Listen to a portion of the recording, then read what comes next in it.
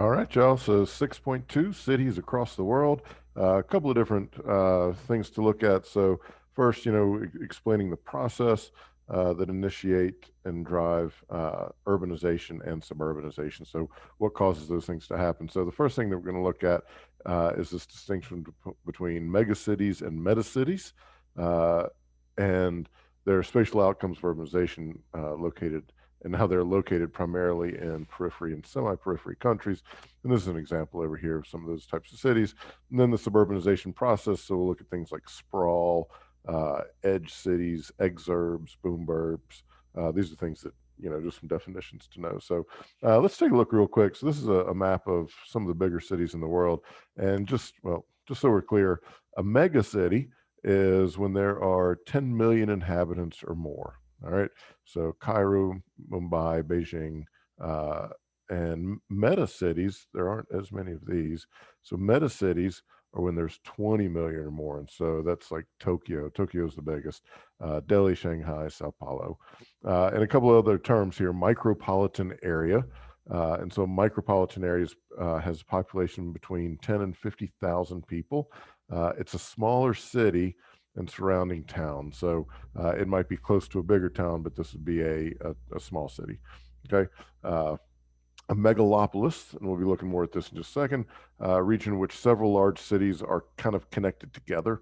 And then metropolitan statistical area, it is a central city of at least 50,000 people and urban areas linked to it. And so, like when we talk about the metropolitan area of Phoenix, that's kind of including everything, Scottsdale and Gilbert and Chandler and all those other ones. So those are just some of our definitions there.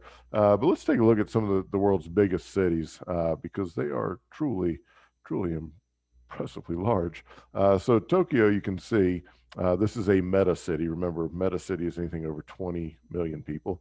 And so Tokyo is at 37 million people. That's a lot. Delhi, Shanghai, Sao Paulo, Mexico City is at 21 million. Dhaka is at 21 million. Cairo 20, Beijing 20, Mumbai. So notice there's a theme as to where these are, by the way, with one or two exceptions.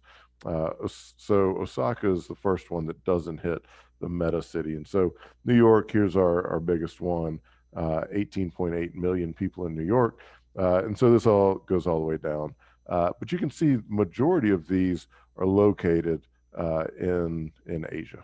Okay, not all of them by any stretch, but most of them are located in Asia. So megalopolis, this was another one of those terms to know. So megalopolis is when we take certain parts of the country that are kind of connected. So like the Front Range, Denver's here and Colorado Springs is here, and so like this whole corridor going all the way up is kind of becoming its own thing. If you look at this, so we are in Tucson, we're in the Sun Corridor, they call it. And so like there's Phoenix and there's Tucson, and so we're part of this. And it actually goes up. There's other maps that have us, kind of hooked in here with Las Vegas and saying, look, this is kind of a megalopolis. But down here, you can see these are different ones throughout the US.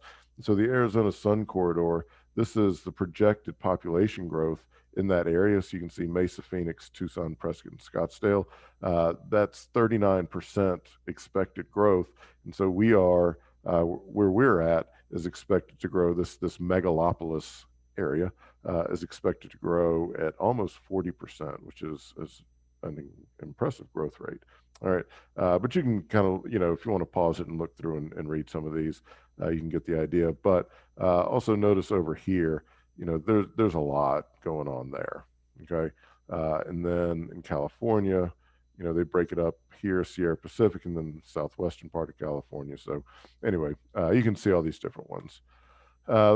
Taking a look, share of people living in urban agglomerations of more than 1 million people. And so you can kind of, again, get a sense of where the US is at. So here's us. So I think that's this color. I'm not great at matching colors, but and then Russia's even less. But you can see places like Japan, South Korea are very high. Australia is very high, and so those are just get a sense for where people are living in more of these agglomeration settings. Africa's clearly a little bit different, as well as, this part of Europe, not very high at all. And we're going to discuss why that might be in just a bit. These have some primate cities, which we'll talk about again.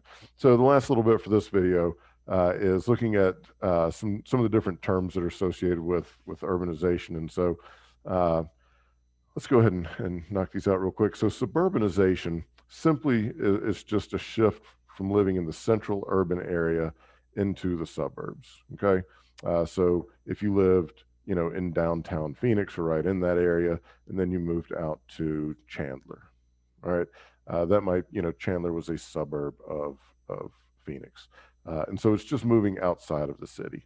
All right, then we have this thing called sprawl. Speaking of Phoenix, so urban sprawl is when cities grow outward in some kind of unchecked manner. This is Phoenix up here, this top right hand picture here. And so, Phoenix is one of those cities that is definitely, it just keeps pancaking out further and further and further. And so we would say that would be considered urban sprawl. And then we have a couple of different definitions.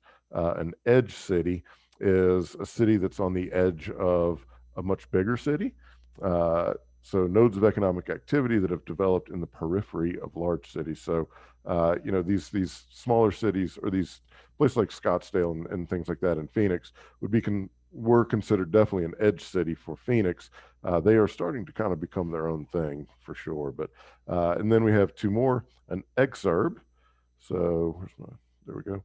An exurb, a district outside a city, especially a prosperous area beyond the suburbs. And so this is an exurb. All right. And so people that might want to get completely away from the city, not past the suburbs, and then get out into more of the countryside, that is what this is. And so you can see all this land up here. There's nothing there, but then we've got these tighter areas in here. And so this would be an exurb. And so, I don't know where this picture's from, but, maybe, 30 miles this way is Chicago, something like that. Okay. And then we have this last thing called a boomburb. And so this is an example of boomburbs, large, rapidly growing incorporated communities of more than 100,000 residents that are not the biggest city in their region. So this was an article from a Phoenix newspaper. So let's take a look. They looked at Gilbert and Chandler, and I apologize for this terrible writing, but they looked at Gilbert and Chandler, and so these are considered boomburbs.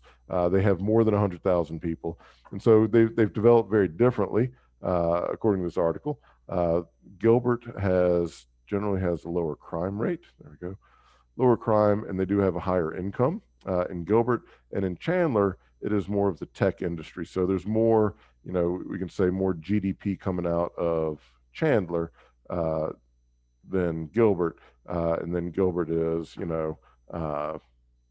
higher income, lower crime, that kind of stuff. All right, so those are examples of boomburbs. But when we look at, Phoenix itself, so the city of Phoenix is this red line going here.